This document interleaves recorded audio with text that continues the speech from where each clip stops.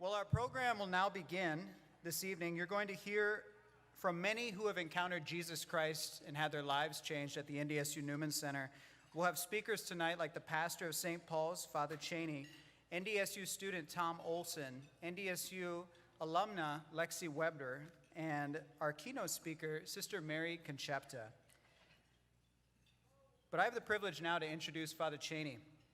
Fresh off a small dairy farm from Wolf Lake, Minnesota, Father James Cheney came to NDSU as a student in the 1980s.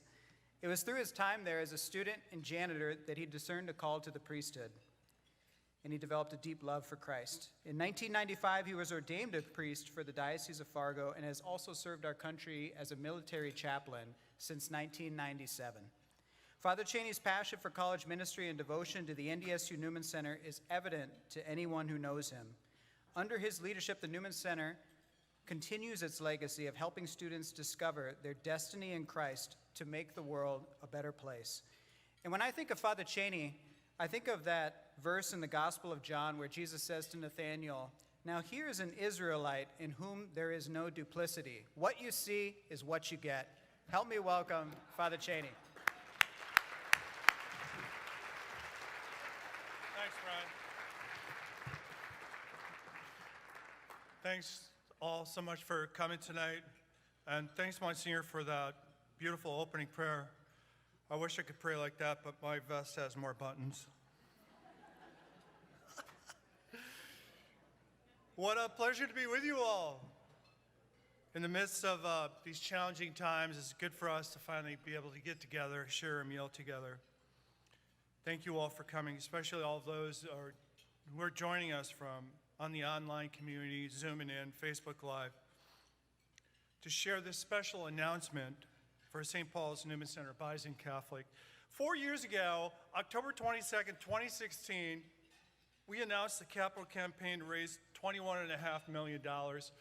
And the next day, I got on an airplane, went to Alaska, and deployed so I could relax.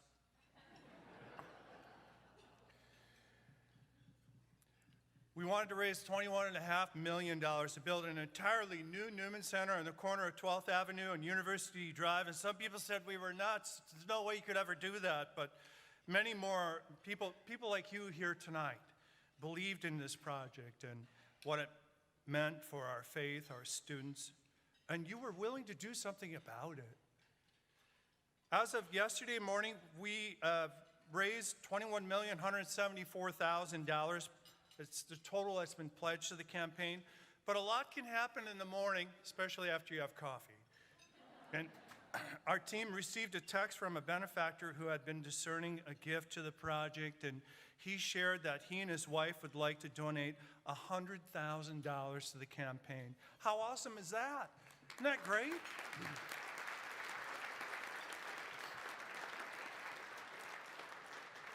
This brought the total to $21,274,000, but our God is so generous.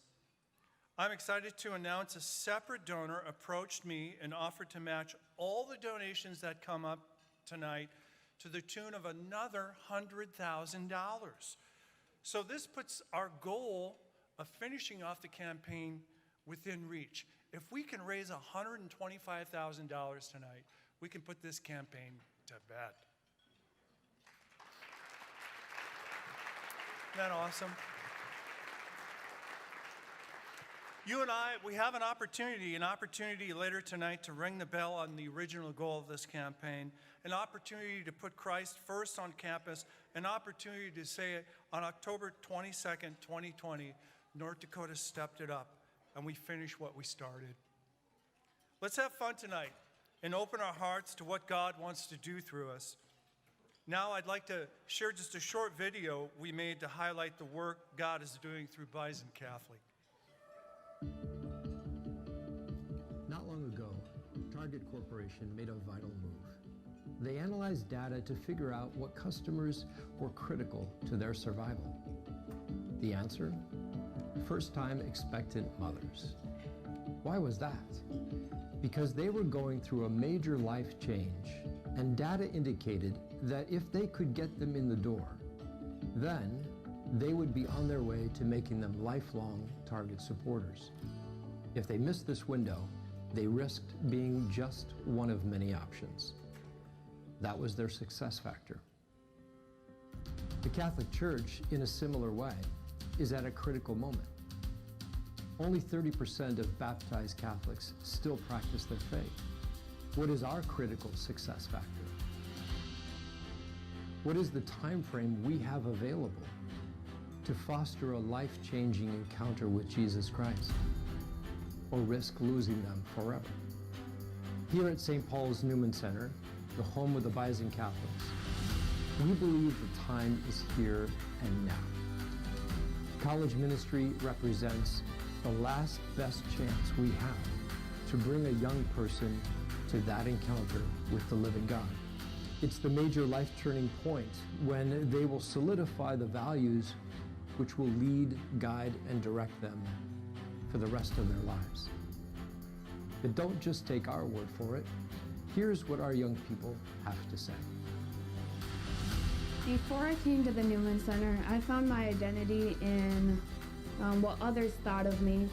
I really held on to the things that I had in high school, which is sports, my friends. I didn't have a strong Catholic presence in my friends, so I was just kind of like floating along. I don't want to know what my life would look like if I hadn't come to the Newman Center.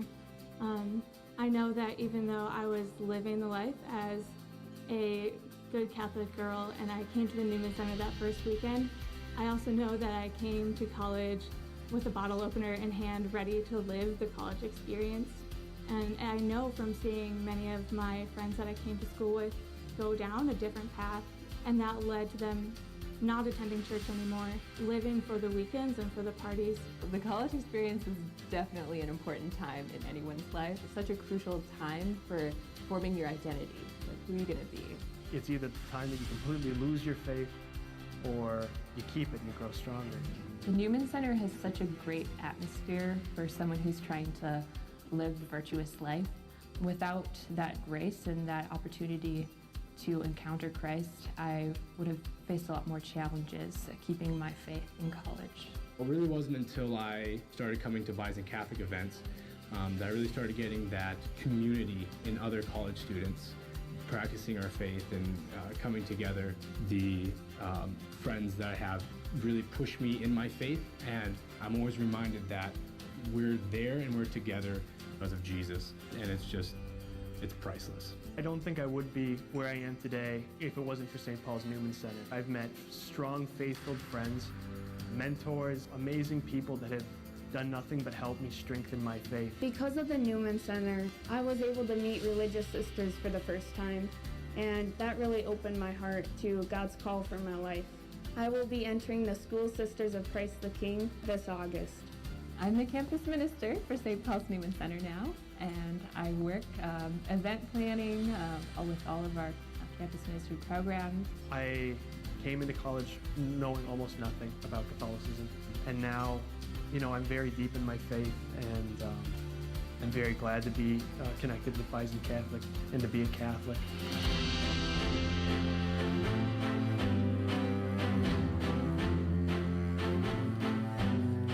We just began to dream of, what would the best Newman Center in the country look like, and that's when we began to put together the plans for the current facility. And so it's a really exciting time in Newman's history. For every dollar that you spend on campus ministry, what you get in terms of leadership generation is seminarians, religious sisters, focused missionaries, great marriages, just tremendous fruit. This is the privilege that is the sacred time of the college experience. I hope that you, along with us, see a tremendous value in investing. If Target is willing to invest millions to increase their profit, how much is the church willing to invest in our young adults? How the church responds to the challenge that this mission calls for really and truly matters all the way into eternity. How we respond as a church now, how we invest in these young people in this critical moment of their lives will determine if they encounter the reality of Jesus Christ and follow him, or risk missing out on this encounter and losing their way, and even possibly losing their salvation. This mission has such great importance for the life of the church, for all parishes, for all dioceses. And so therefore, when they go back to the places where they came from, they're going to be bringing what they experienced here with them. And so important, therefore, is it that we give them everything that they deserve, and they deserve the best.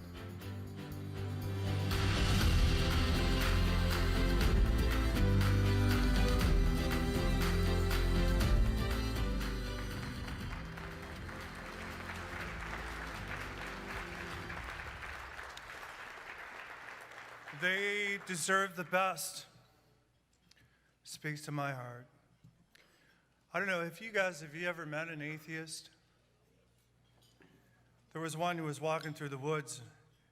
What majestic trees, what powerful rivers, what beautiful animals, he said to himself. As he continued to walk alongside the river, he heard a rustling in the brushes, and turning to look back, he saw a 7-foot bear that was charging towards him. He ran as fast as he could up the path, looking over his shoulder, and he saw that the bear was chasing in on him.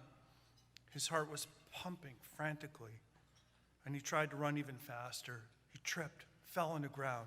He rolled over, picked himself up, but saw that the bear was raising his paw to take a swipe at him. And at that instant, the atheist cried out, "Dear God, help!" Time stopped. The bear froze. The forest was silent. It was then that a bright light shone upon the man, and a voice from heaven asked, "You deny my existence for all these years, teach others to do the same, and even credit creation to a cosmic accident? Do you expect me to help you out in this predicament? Am I to count you as a believer?" The atheist looked directly into the light. "It would be hypocritical of me to suddenly ask you to treat me like a Christian, but perhaps you could make the bear a Christian." "Very well," said the voice. The light went out, the sounds of the forest returned, and then the bear lowered his paw, bowed his head, and he spoke. "Lord, bless this food for which I'm about to receive."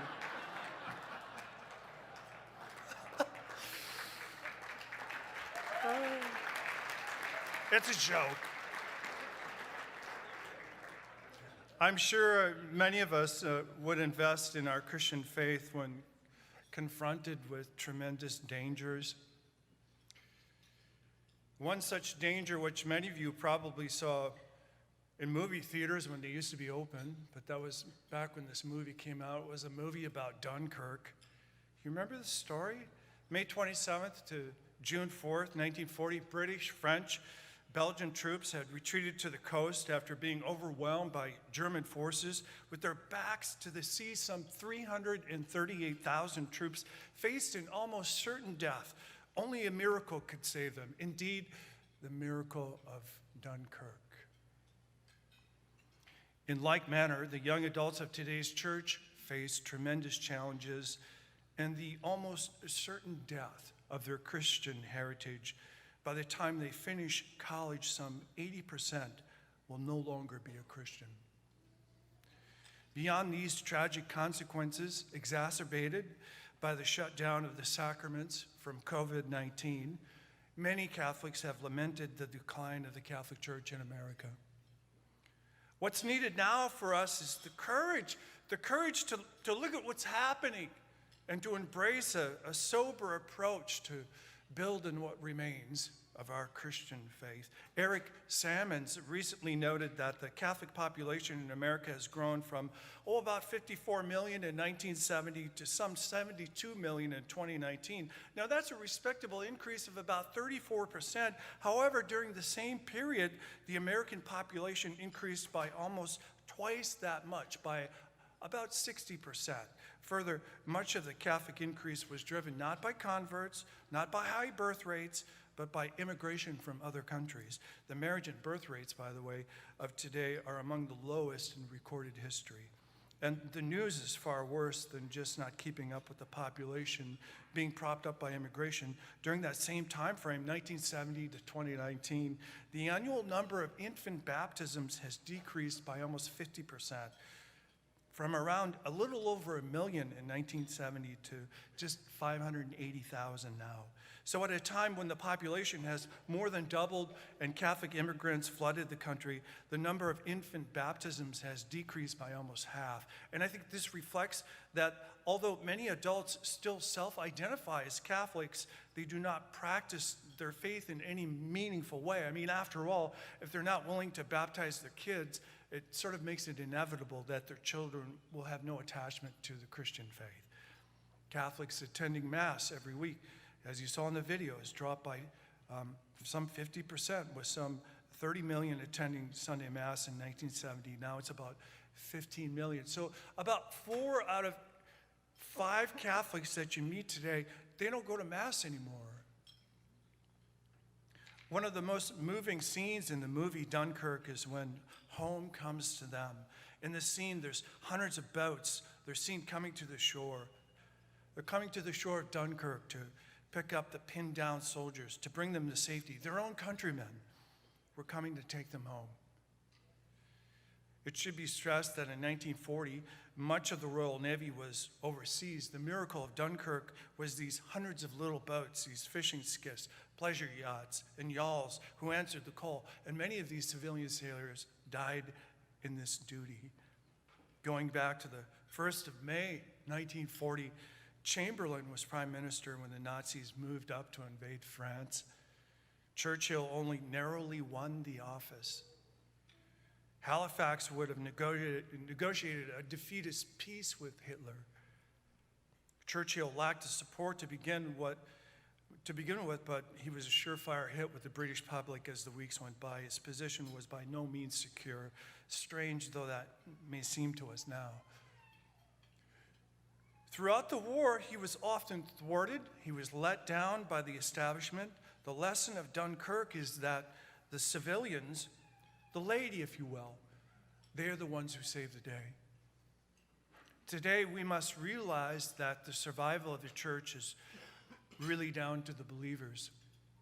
It's up to us.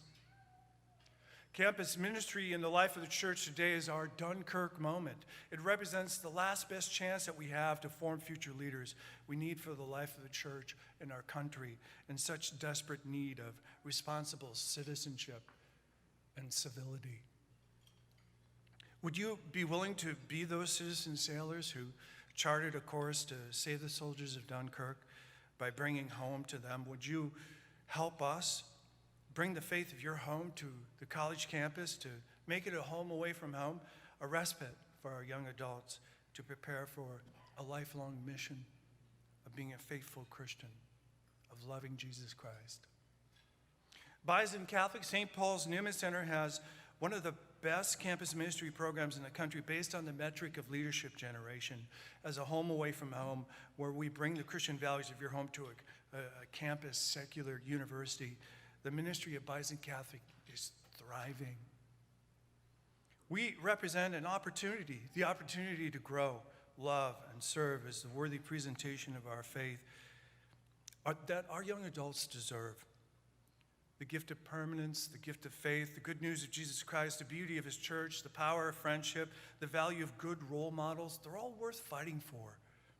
Our comprehensive campus ministry program includes a holistic approach to the whole person, mind, body, and soul, including the development of a comprehensive Catholic studies program. As we move forward, the opportunity to invest in our future has never been brighter. As we speak, construction continues on a facility to serve our students for the next 75 to 100 years. A beautiful new church, student commons, a Newman Center, faith-based housing, they're all currently under construction and in need of your help. I'm totally convinced that the most effective model for forming future leaders is the campus ministry model. The combination of frequent reception of the sacraments, personal discipleship, furnishing opportunities for Christian leadership, they provide an environment that encourages our young adults to discover what they're capable of with a faith-based perspective. prayer and opportunities for leadership, they promote an authentic self-discovery. And that self-discovery during this important period when they're forming out what values are going to lead, guide, and direct their lives, that creates an awareness of personal destiny and vocation in the life of Christ Jesus. Our desire is to build upon this successful program and to build one of the best Newman Centers for the country, which includes our new facility. The greatest joy and privilege of being a priest in Volvo campus ministry for some 16 years now is working with our young adults and witnessing that transformation that happens in their faith and their lives. I know that's what happened to me when I was in desperate need of discovering meaning in my life and pounded on the doors of the Newman Center on 12th and University. We have so many tremendous young adults. It gives me a lot of hope. There have literally been thousands who have graced the doors of the NDSU Newman Center, and they've all been gifts to us. One of those people is Tom Olson. Tom is a senior at NDSU studying civil engineering. He's a transfer student, actually. And he would like to share with you how the Newman Center has impacted him while attending NDSU. Please join me in welcoming Tom up to the stage.